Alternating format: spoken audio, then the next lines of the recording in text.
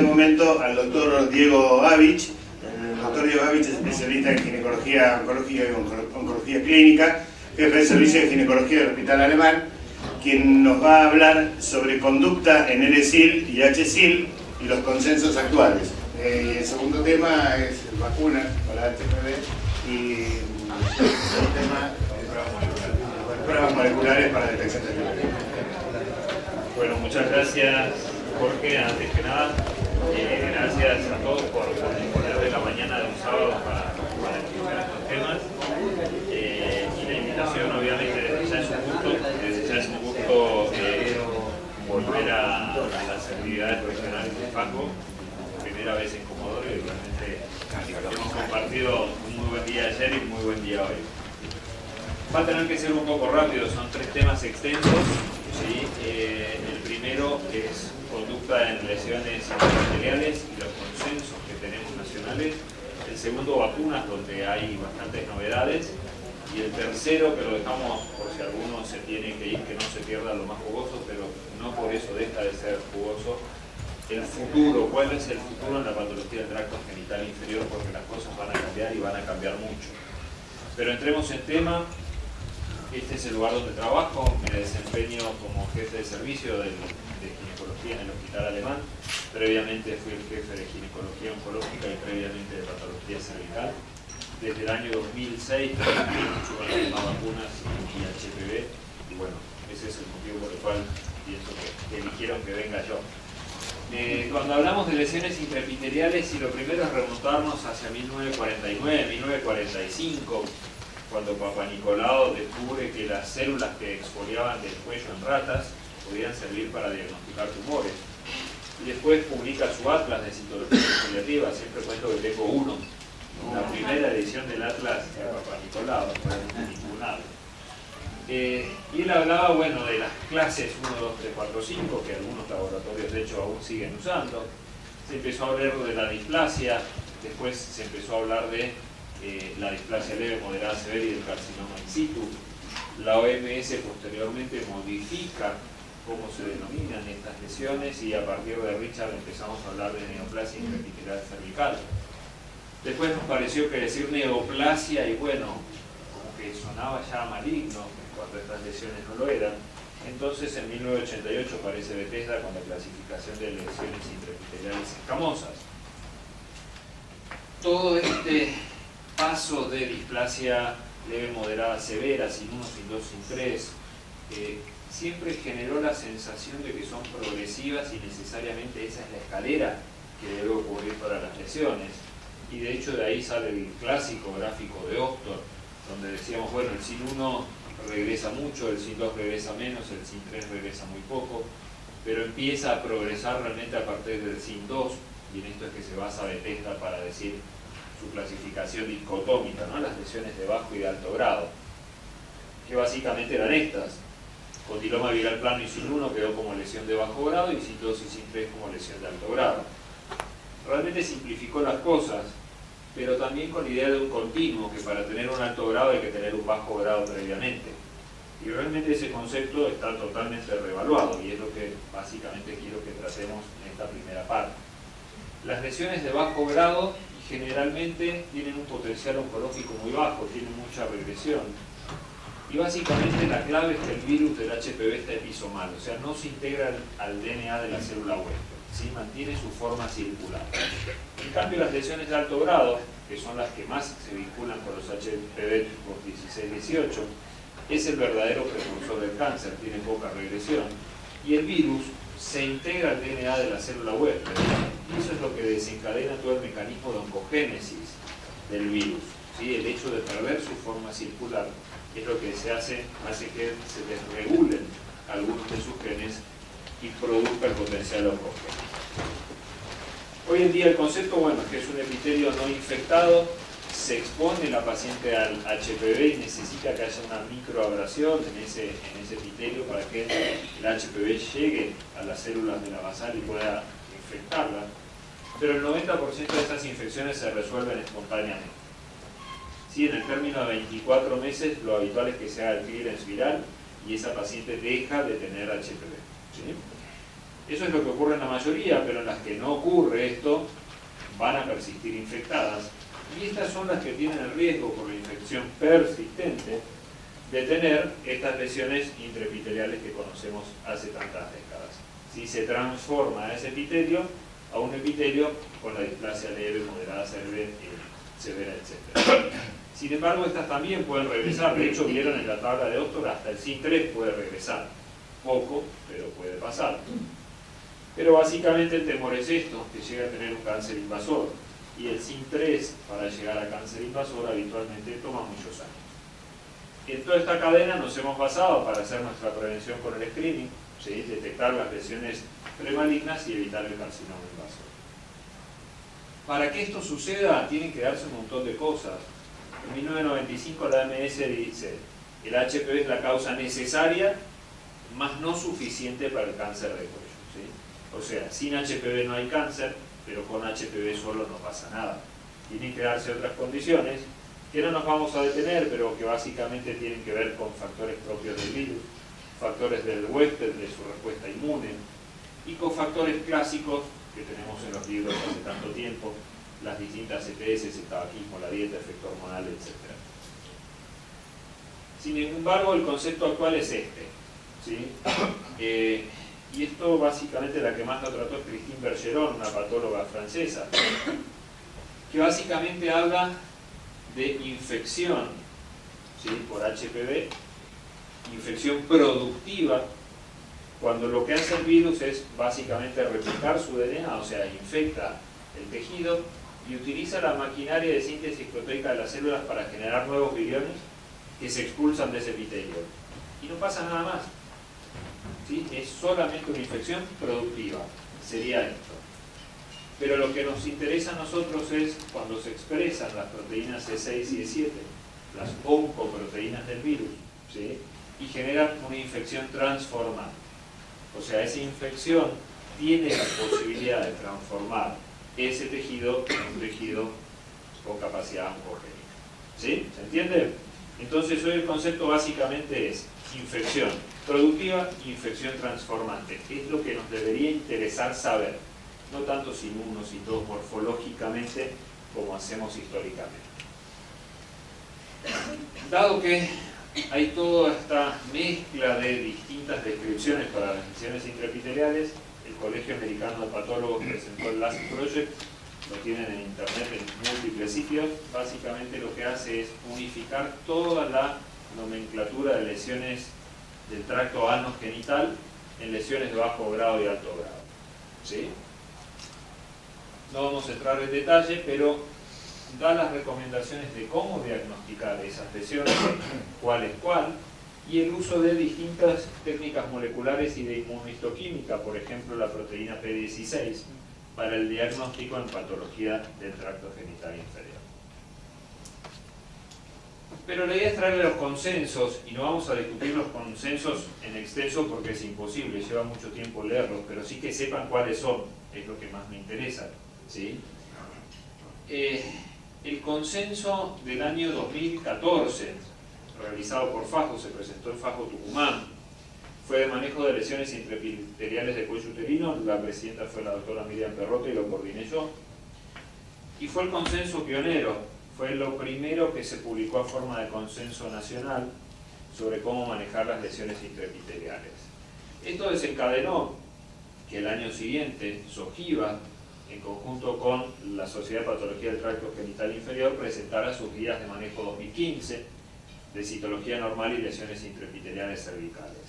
Les recomiendo los dos y al final de la charla tienen el link para bajar los PDFs de los dos consensos. Y finalmente llegó a esto, al Consenso Nacional Intersociedades sobre Cáncer de Cuello Uterino, que creo que es el más valioso, basado en los dos previos. Fíjense quiénes participaron: Asociación Médica Argentina, Academia Argentina de Cirugía, Sociedad Argentina de Citología, Asociación Argentina de Cirugía, etc. Todos los actores vinculados con el manejo de la patología del tracto genital inferior y con el tratamiento del cáncer de cuello. ¿Sí? Entonces van a encontrar que el documento está dividido en dos: toda la parte premaligna y el manejo de lesiones intraepiteliales y el tratamiento del cáncer.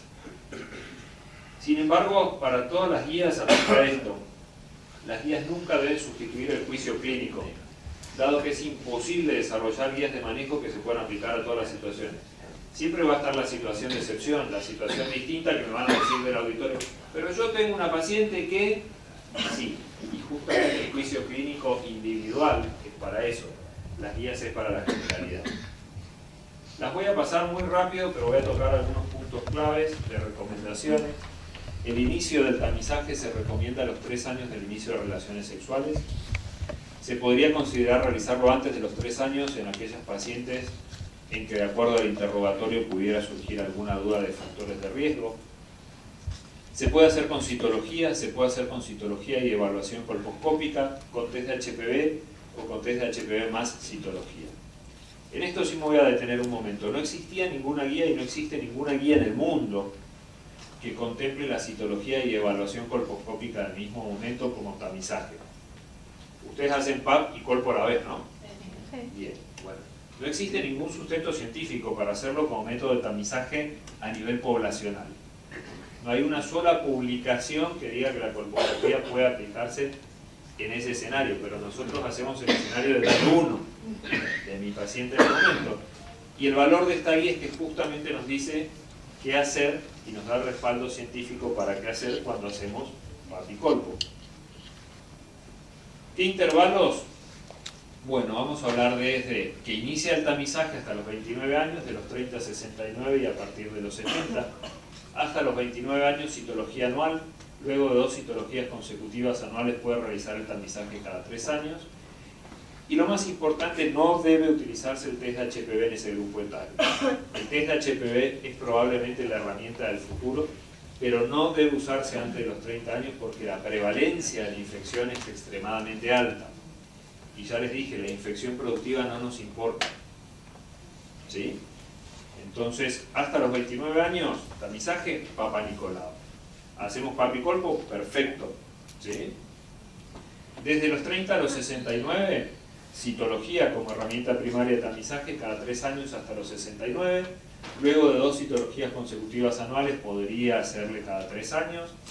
Pero vuelvo, insisto, esto es la generalidad. Cada uno lo hace de la forma que le parece. Test de HPV cada 3 años hasta los 65. ¿Sí? Fíjense, como herramienta única, simplemente testeo con HPV, no le hago PAP. O como cotest, utilizar el test de HPV y la citología, lo cual me permitiría testear esa paciente cada 5 años. Probablemente en la paciente que vemos todos los años en el consultorio esto no es tan importante, la idea de hacer intervalos amplios de screening, pero poblacionalmente es extremadamente trascendental para el sistema de salud. ¿Sí?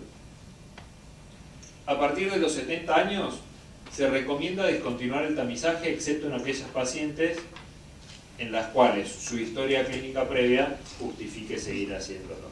¿Sí? Pero podríamos dejar de hacerlo a partir de los 70, sí, pero tenemos que considerar las características propias de cada paciente. La nomenclatura citológica proponen dividirla básicamente en cambios menores. Y fíjense, cambios menores es ASCUS y LSIL, o sea, volvemos a restarle importancia a la infección productiva. La infección productiva no es importante, y sí prestarle atención a todo lo que sería alto grado. La nomenclatura colposcópica no lo vamos a ver. Simplemente les voy a mostrar cómo son los algoritmos, no vamos a analizarlos individualmente. Pero ver que si hago el tamizaje solo con citología me especifica cómo actuar, que es básicamente lo que hacemos todos hoy, pero dividido según la colposcopía, según si mi colposcopía es una zona 2 o 3. Me pone como opcional el triage con test de HPV, lo vamos a ver en las pruebas moleculares, que es la última charla. Cuando hay cambios mayores en la citología, pero de tipo glandular, ¿qué hacer? Si mi colposcopía es negativa, estudiar el conducto. Si mi colposcopía es positiva, hacer la biopsia y estudiar el conducto nuevamente. ¿Qué posibilidades para el estudio endocervical? Esto es interesante y suma. Suma la recomendación de no solo hacer cepillado o no solo hacer el legrado endocervical para tratar de obtener histología como lo hacemos históricamente, sino que aporta la idea de colocar el cepillo con el que obtenía el cepillado cervical en formol para que el patólogo pueda recuperar más tejido de esa muestra. ¿Qué pasa con lo que hacemos todos los días? Tamizaje con citología y evaluación colposcópica. Miren, en rojo lo pone la Sociedad de Tracto Genital Inferior y colposcopía, porque no podemos mentir, no es una modalidad validada clínicamente, no hay estudios que soporten hacer sistemáticamente las dos cosas en simultáneo. Pero la sociedad lo toma y dice qué hacer en cada situación. Citología negativa con colpospositiva, citología positiva con colpospositiva, etc. Tamizaje con test de HPV, y acá le robo un poquito de tema a la última charla, se puede efectuar a partir de los 30 años. Si el test es negativo, se puede repetir cada 3 años, tiene un valor predictivo negativo prácticamente del 100%. O sea, si me dice la paciente no tiene HPV, a esa paciente en los próximos 3 años no le va a pasar nada en su cuello. ¿Sí? Cosa que el PAP no me dice y lo vamos a ver más tarde. Si el test es positivo, se realiza posteriormente la citología y eventualmente la colposcopía. El test de HPV me jerarquiza la función del PAP. O sea, me detecta a las mujeres con riesgo y me dice, bueno, ahora sí, hagámosle un PAP, un buen PAP, para ver qué tiene. Tamizaje con co-test, esto es lo que hacen los americanos, se realiza a partir de los 30 años. Si los dos estudios son negativos, el test de HPV y la citología es negativa, me permite que esa mujer vuelva a los 5 años a su próximo control. Vuelvo, insisto, en la paciente de nuestro consultorio que viene cada 6 o 12 meses, que realmente esto no es un punto importante, pero para un programa nacional, cuando nuestra cobertura es muy baja, esto es trascendental. Bueno, las lesiones intraepiteliales ya lo habíamos mencionado en un inicio, los vamos a dividir simplemente en bajo grado, alto grado y las lesiones glandulares. Los factores de riesgo que consideran las guías son la falta de adherencia al seguimiento, o sea, la paciente que no puede venir a control, el tabaquismo, muy importante, ténganlo simplemente, la paciente tabaquista tiene mucho menos regresión de todo lo que es la patología cervical, el compromiso inmunológico, las transplantadas, las HIV positivas, corticoterapias prolongadas, o los antecedentes de tratamientos de HSIL en el tracto genital inferior se consideran factores de riesgo. Este último se los enfatizo porque además de ser un factor de riesgo para nuevas lesiones intraepiteliales, hoy es una indicación de vacuna. ¿Sí? La paciente que tuvo una lesión intraepitelial de alto grado debería vacunarse. Manejo de mujeres con diagnóstico histológico de SIL de bajo grado con correlación citocolposcópica. Fíjense, la recomendación, esto es muy, se sigue tratando los SIL. Seguimiento sin tratamiento por 2 años. ¿Sí? Hago citología y colposcopía cada 6 meses. Si la lesión persiste por 2 años, tengo la alternativa de tratarla o incluso de seguirla, ¿sí? Simplemente según los factores de riesgo. Si no tiene factores de riesgo, puedo persistir en el seguimiento de un LSIL más de 2 años. Obviamente, si esa paciente en su seguimiento cada 6 meses progresa un HSIL, bueno, tendrá el tratamiento que corresponde, ¿sí? Pero se enfatiza no tratar el LSIL en las pacientes que pueden hacer seguimiento. La recidiva de un LSIL, o sea, la paciente que lo tuvo y lo resolvió, vuelve a tenerlo, no implica la necesidad de volverla a tratar. El manejo de las pacientes con diagnóstico histológico de LSIL sin correlación citocolposcópica, ¿sí? Esto es importante, cuando una cosa me da LSIL, pero la colposcopía me muestra una lesión que a mi modo de ver es superior. Revisión de todos los hallazgos, si cambia el diagnóstico, manejo acorde al cambio, sin cambios en el diagnóstico, procedimiento diagnóstico excisional.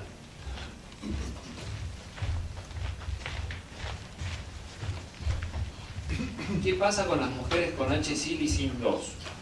Fíjense, acá es donde empieza a entrar la inmunistoquímica, ¿sí? Las nuevas técnicas. Si tengo posibilidad de hacerle una P16, hacer P16 no es algo complejo para un patólogo, es una técnica de inmunistoquímica más. Si le puedo hacer la P16 y la P16 es negativa, esa paciente se trata como un LSIL. ¿Sí? O sea, tengo un SIL2, que sería un HSIL, le hago la P16 y me lo transforma en un LSIL. Entonces esa paciente simplemente va a tener un control citocolposcópico cada 6 meses, cuando antiguamente la tratábamos. ¿Qué pasa si la P16 le da positiva? Y hoy en día se dividen por grupos etarios. Si tiene un SIN2, P16 positiva, pero es menor de 25 años, se propone el control citocolposcópico cada 6 meses por 2 años, siempre y cuando la zona de transformación sea evaluable colposcópicamente. Eso es clave, ¿sí? Si esto no se cumple, tratamiento excisional. Y si la mujer es mayor de 25 años o tiene una zona de transformación no evaluable, tratamiento excisional. Esto no es caprichoso. Esto es básicamente porque se vio que las mujeres de menos de 25 años tienen una tasa de regresión de la lesión intraepitelial de alto grado similar a las de bajo grado.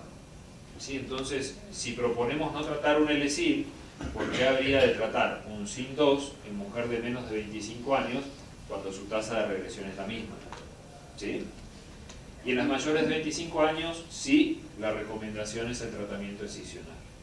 ¿Qué pasa si no puedo hacer una P16 y menores de 25 años? Lo mismo que si fuera una P16 positiva. O sea, si no la puedo hacer, asumo que esa P16 sería positiva. Y si es menos de 25 años, la controlo. Si es más de 25 años o zona de transformación no evaluable, la trato. ¿Sí? Yo todo esto se los dejo, o sea, por eso no estoy profundizando demasiado por cuestión de tiempo, básicamente. El manejo de las lesiones intraepiteliales durante el embarazo, esto es importantísimo. Recuerden, el LSIL en el embarazo, simplemente la evaluación citocolposcópica y eventualmente biopsia. Y el HSIL, el control citocolposcópico cada 12 semanas, solamente la biopsia en sospecha de progresión. Y la reevaluación en el posparto 2 meses posterior al nacimiento. Adenocarcinoma in situ de cuello uterino es realmente una patología muy poco frecuente. Realmente es poco probable que el ginecólogo generalista tenga, digamos, una casuística de adenocarcinoma in situ, pero el tratamiento de elección es de histerectomía en pacientes con paridad cumplida. En pacientes con deseos de fertilidad se acepta la conización cervical, que en realidad es un cilindro cervical, no un cono, siempre y cuando los márgenes sean negativos. Ya estamos prácticamente terminando. Esto es importante, cómo seguimos a las pacientes. La paciente que tuvo un HSIL debería seguirse por al menos 20 años, o sea, no debe abandonar el seguimiento durante los próximos 20 años. Citología y colposcopía cada 6 meses durante los 2 años iniciales, luego vuelve al control anual. Si hace co-test, o sea, test de HPV y citología, realizarlo entre los 6 y 12 meses. La recomendación en general es más a los 12 meses, que le da tiempo a negativizar al HPV. Con cotest negativo, control anual. Con cotest positivo, bueno, el examen colposcópico y eventual biopsia. Yo básicamente les dejo mi mail y acá, si alguien quiere sacarle foto a la diapo, tienen los códigos QR que les bajan los 3 consensos directamente, ¿sí? El primero es el consenso de FASCO, el segundo es el consenso de la Sociedad de Patología Cervical y Colposcopía, y el tercero son las guías de manejo. ¿Preguntas?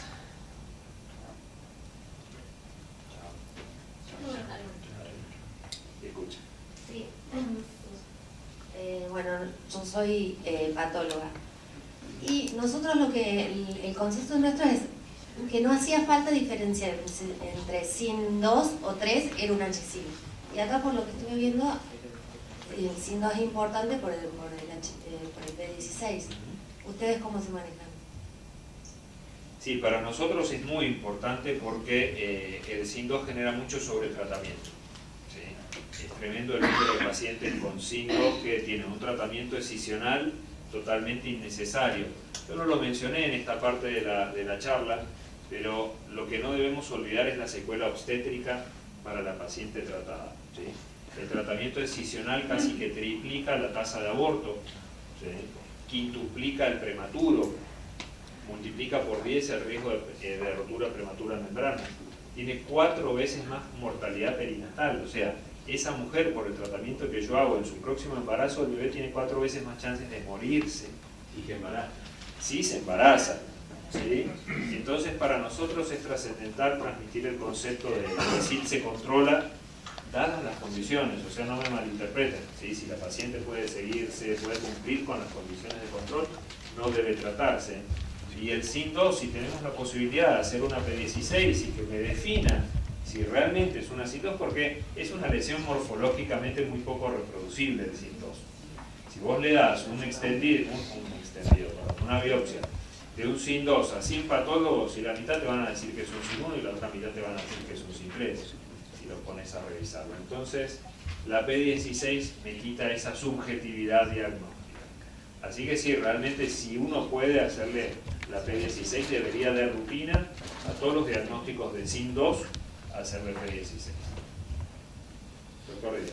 Yo leí por ahí que la patología endocervical está aumentando en frecuencia. Que podría llegar a ser hasta casi un 20% de las lesiones del cuello. Y además no tiene un grado evolutivo, la pescás en in situ o la pescás en invasor. Es así, en la próxima charla Okay. justamente voy a tratar el tema porque es muy importante. Doctora Virginia. Yo lo que quería es que quede como un poquito más claro, si es que no está para vos, el tema de que nosotros no contamos con gente especializada en citología. O sea, acá nosotros tenemos, o por lo menos acá en Comodoro tenemos gente que hace anatomía patológica general, no hay gente que se dedique exclusivamente a citología. Entonces, muchas veces los diagnósticos creo que pueden pasar, o sea, los Papas Nicolau habitualmente tienen un alto porcentaje de falsos negativos. Cuando se trata de gente especializada, los trabajos generalmente son de gente especializada. En lugares donde no existe esa posibilidad, donde la colposcopía tampoco es realizada por especialistas en general, ¿cómo sería la manera para como ser más acotados al consenso, ¿no? Bien. Yo no me puse de acuerdo con la doctora, pero es el gancho para que se queden a la tercera charla. ¿Sí? La respuesta a todo lo que preguntó justamente es la tercera charla. ¿Sí? Cómo sobrellevamos el grado de incertidumbre que tiene un resultado de Papa Nicolau, el grado de subjetividad que tiene y cómo traducir eso a las guías. Así que en la última, no te lo contesto ahora, quédense a la tercera charla y van a tener la respuesta. Que yo sepa, acá no se hace PSC, tampoco. Sí, pero es un buen tema para tomar desde los patólogos. Es una inmunohistoquímica más que realmente no tiene mayor costo hacer una tinción de inmunohistoquímica, no suma mucho. Y para la paciente es extremadamente importante. Pero si no lo piden, no va a existir. ¿Sí? Bueno, Diego, ¿te puedo hacer una pregunta? Luis, por favor. Con la doctora. Si vos tenés un SIN2 y a la paciente ya le pidieron una tipificación del virus y te da un 16, ¿qué haces? No me modifica. Nada. Saber que tiene un tipo de HPV de alto riesgo no me lo modifica. Realmente no me va a definir conducta, por lo tanto no tiene, digamos, utilidad en ese escenario pedirla. O sea, no gastan recursos en ese escenario porque no aportan. Bien. Tampoco me puse de acuerdo con Luis para que me preguntara eso y se queden a la última charla.